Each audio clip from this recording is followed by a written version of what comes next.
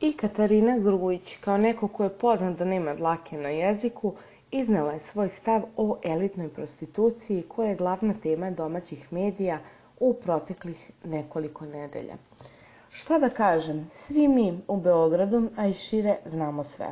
Svi znamo pravu istinu. Ljudi nisu blesavi, nema tu ništa skriveno. Meni samo jedna stvar nije jasna. Kada je već uhapšen Makro, kada već postoje ti famozni spiskovi, katalozi ili šta već, zašto nijedna prostitutka nije uhapšena? Zapitala se Katarina u intervju.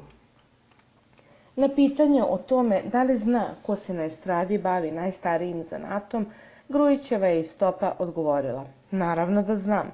Pa rekoh, svi znamo, ali nije moje da pričam o tome. Gledam svoja posla i te teme nisu sfere mog interesovanja. Zato neću da zalazim u njih, ispričala je ona.